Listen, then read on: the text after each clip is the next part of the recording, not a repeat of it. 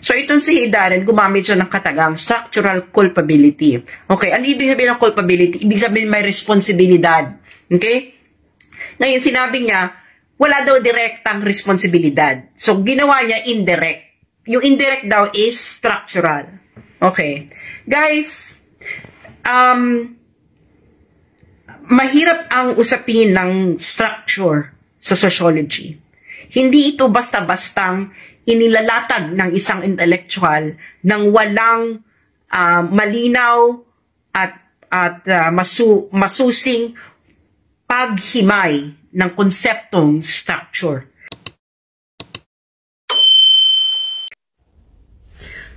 Hello everyone! Magandang gabi po sa inyong lahat. Ito po si Sas Rogando Sasot, ang inyong favorite mouthpiece ng Beijing in Beijing. Ayan, naririnig niyo ba ako? Can you hear me, guys? Can you hear me? Mag-comment naman kayo kung naririnig niyo ako or kung nakakapag-comment kayo. Kung hindi kayo nakakapag-comment, kayo, angry face. Mag-angry face pag hindi kayo pwedeng mag-comment. At baka meron na namang Mag-comment nga kayo, guys. Tingnan natin. Ayan. Grabe, madam. Watching from Japan, Nueva Ecija. Yeah, I hear you. Ayan, yes. So, may mga nakakapag-comment. Pa-shout out, Mandy. Yes, naririnig. Ay, nakakapag-comment naman eh. Oh, nakakapag-comment. Bakit may mga angry face? Kung nakakapag-comment kayo, huwag naman kayo mag-angry face. So, ito na guys. So, marami kasi nagtatanong, no? So, ang context ng aking discussion na ito, yung sinasabi ni Hey Darian na ang China raw ay may structural culpability. Okay?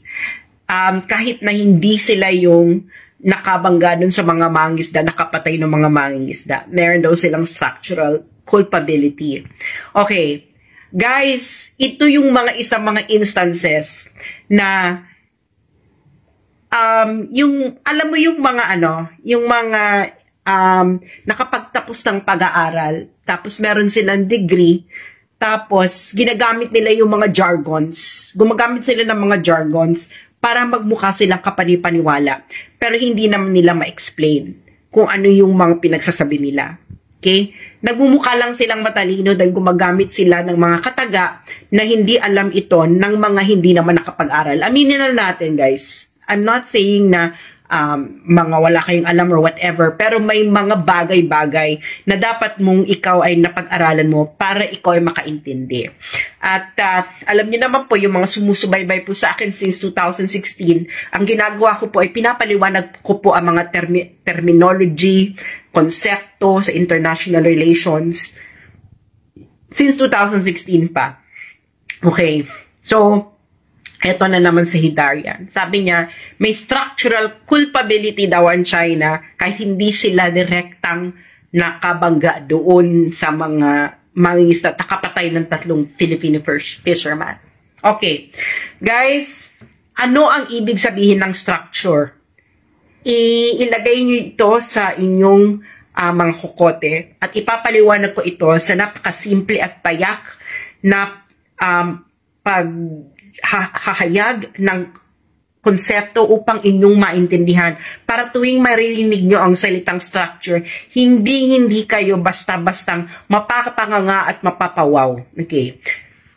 Ang konsepto ng structure ito ay nanggaling sa sociology at sa political science. Kung ikaw ay nag-aaral ng international relations, pag-aaralan mo yung lahat. Mag-aaral ka ng sociology, mag-aaral ka ng political science, even economics. Kaya mahirap ang discipline na international relations dahil sakop niya lahat. Okay? Hindi siya distinct na disiplina. Okay? Kailangan mong pag-aralan ng sociology, kailangan mong pag-aralan ng political science, kailangan mong pag-aralan even psychology, political psychology. So it's a very, very well-rounded discipline. It's an interdisciplinary discipline. So, itong si Darren, gumamit siya ng katagang structural culpability. Okay, ano ibig sabihin ng culpability? Ibig sabihin may responsibilidad. Okay?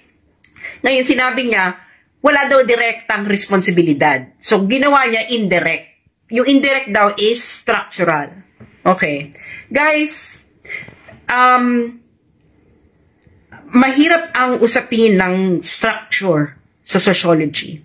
Hindi ito basta-bastang inilalatag ng isang intellectual nang walang malinaw at masusing paghimay ng konseptong structure. Dahil hanggang ngayon, nagdedebate pa rin sa sociology, no?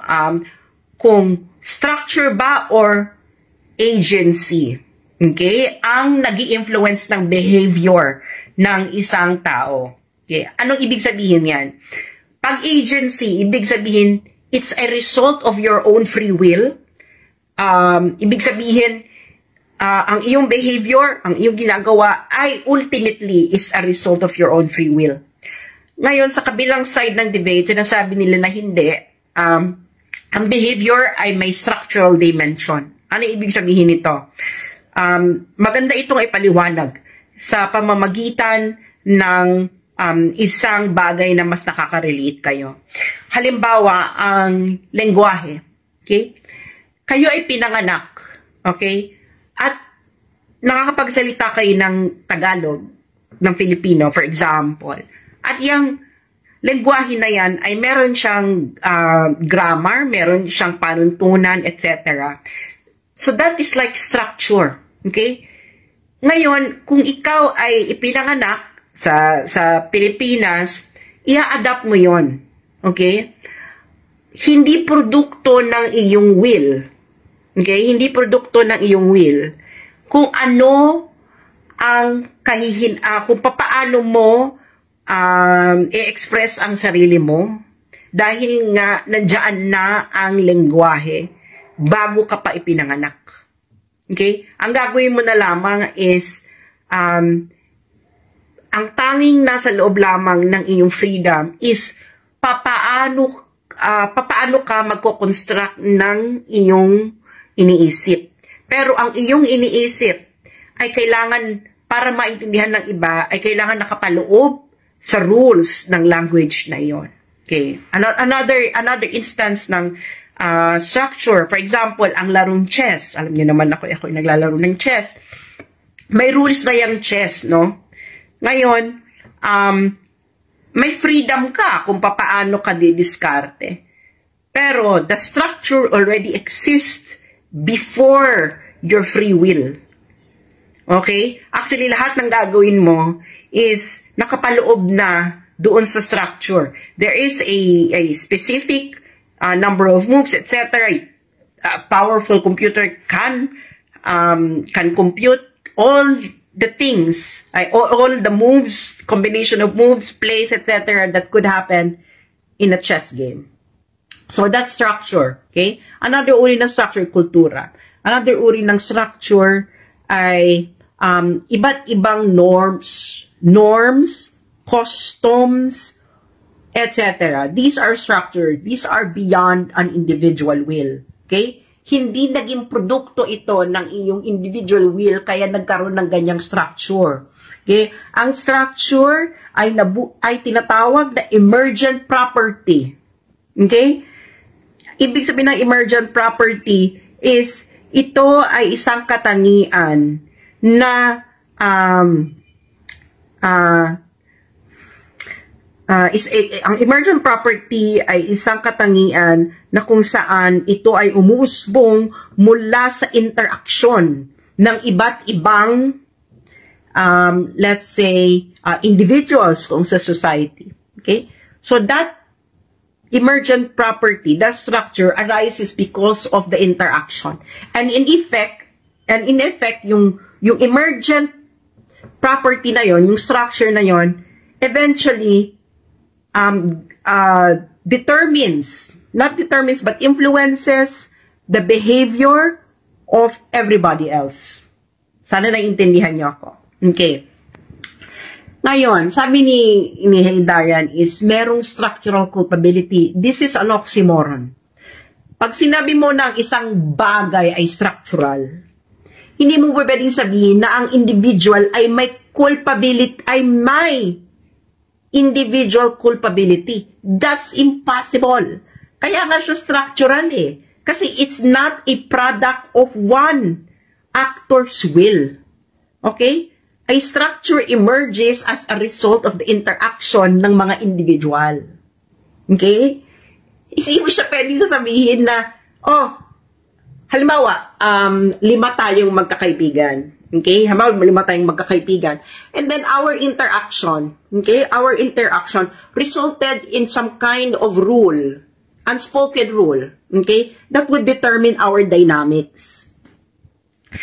And lahat tayo, whether we are aware of it, conscious or unconscious of it, we conduct our relations with each other sa ating friendship according to that emergent property ng ating individual interaction. Ngayon, halimbawa, the situation, okay, ang nangyari is, ako ay nakalamang sa'yo. Sasabihin mo ba sa akin, pwede mo sabihin sa akin na, o ikaw nanlalamang ka. Okay? Pero papaano kung yung relasyon nating yun ay produkto ng structure. Okay? Nung structure na nag-emerge sa ating individual interaction for a long time. Okay? So, hindi nga siya po pwedeng sabihin na ikaw ay may individual culpability pag ang issue ay structural. Para masabi mo na ang isang bagay ay structural, kailangan i-establish mo na ito ay resulta ng interaction ng iba't ibang tao. So, ibig sabihin, individual A is behaving like this because of the structure. Okay? Ngayon, hindi mo po pwedeng sabihin na ikaw na dehado lamang ang naiimpluwensyahan ng structure which is above individual wills. Lahat kayo, okay? Lahat kayo naiimpluwensyahan. Halimbawa, ang territory, okay? Ang konsepto ng territory na natin ngayon, okay? This is a very, very new concept, itong territory, relatively speaking, in the history of humanity. Okay? Ngayon, dati kasi, for example, ang dagat. Okay? Ang dagat kasi hindi ito pwedeng, it's not subject to be considered as part of your territory. Kasi ka, diba, territory nga, ang root word nga niyan is terra, lupa. So, hindi talaga kasama ang tubig niyan. Okay? Even in pre-colonial Asia, the water is not part of the territory. Ngayon, nagkaroon ng bagong mga konsepto, nagkaroon ng change, ng structural change, okay? Because of the interaction of different actors sa Europa. Ang tubig ngayon ay pwede nang maging kabilang ng teritoryo. And this custom, this structural change reached Asia because of colonialism. Ngayon, how do you expect people to behave with that kind of notion of territory? Gets in you? Of course, all of you will try to apportion or to divide the sea as if it is land. So that's the structural change that happened. So, yung structural change na yan, actually, ang tinatawag na constitutive logic. Okay? Ibig sabihin niya ng underlying logic ng nangyayari sa South China Sea. Yung pagbabago ng konsepto ng territory na in-export sa atin ng Europeans during colonialism. Guys, if you like, you can I can post an excerpt from my book na nagdi-discuss ng structure nito. Kaya hindi ito, you will only have culpability, ibig sabihin, responsibility, personal responsibility, kung ang nangyari is a product of your own will. Okay? Kaya nga, kahit sa korte, tinitingnan din kung yung ginawa mo ba is really a product of your own will. Kasi the more that it is a product of your own will, the more you are gonna be held criminally liable.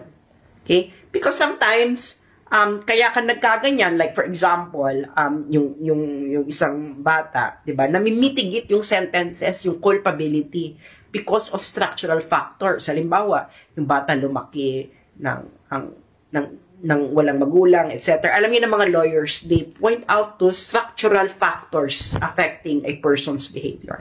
Pero you cannot say na ang culpability ay structural because culpability means responsibility, and responsibility always stems from individual will.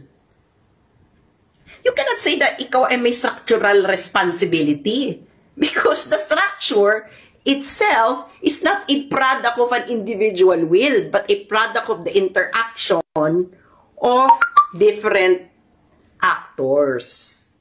So, yun lang po. So, I hope nagkaliwanagan tayo kung ibig sabihin ng structure. Kaya, I hope next time ay hindi na kayo madadala pag sinabi sa inyo.